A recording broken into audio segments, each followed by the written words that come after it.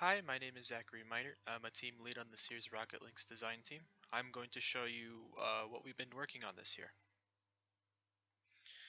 This is a render of what the main assembly looks like. This is what is called a hybrid rocket engine. This means it was a liquid oxidizer and a solid fuel to run. You can see in this image the combustion chamber, the feed system, the avionics module, and the testing stand. Here is a section view of the feed system. It's what supplies the combustion chamber with oxidizer. In this case, we use nitrous oxide. It uses two ball valves, as you can see in the picture, to control the flow. One is manually controlled, while the other is temperature dependent of the combustion chamber.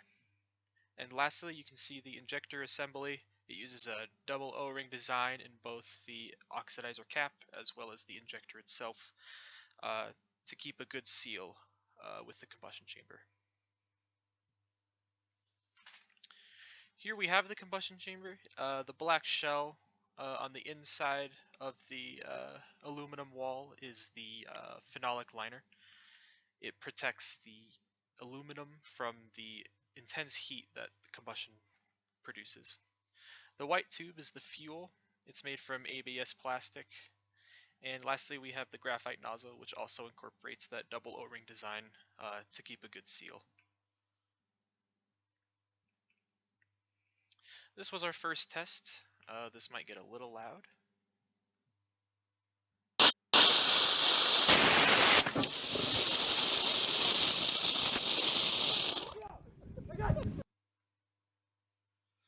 As you can see, that explosion severely damaged our clamping system.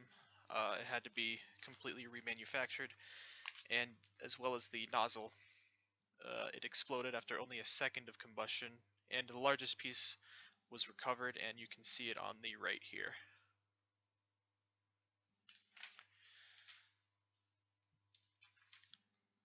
The team discovered a design oversight in the nozzle, as well as the adhesive keeping the fuel from moving within the phenolic liner.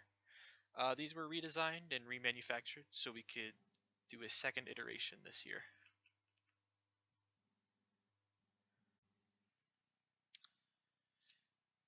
This was our second iteration of testing. We recorded 9 attempts throughout the day. Most of them were just getting the timing on the ignition right. This is attempt number 8, where we fully throttled the nitrous.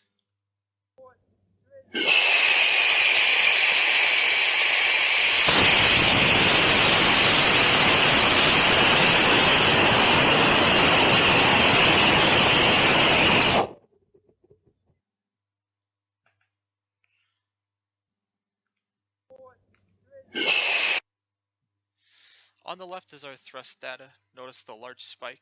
These were in every attempt that was recorded.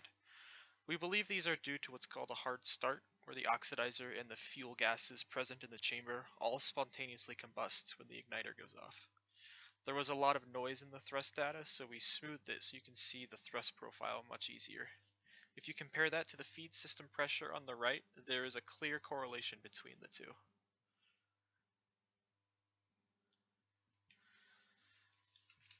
This was the 9th attempt on that day.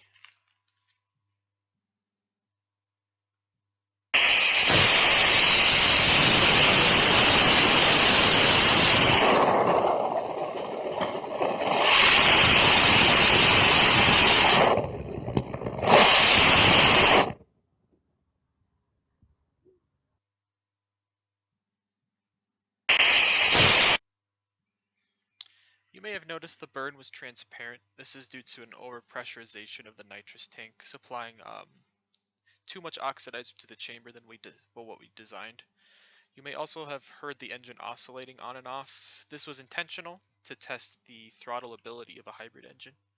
And as you can clearly see the effect on this, this has on the thrust profile on the left. And lastly, I want to give a big thank you to these people and organizations. This project would not have been possible without you guys. Thanks.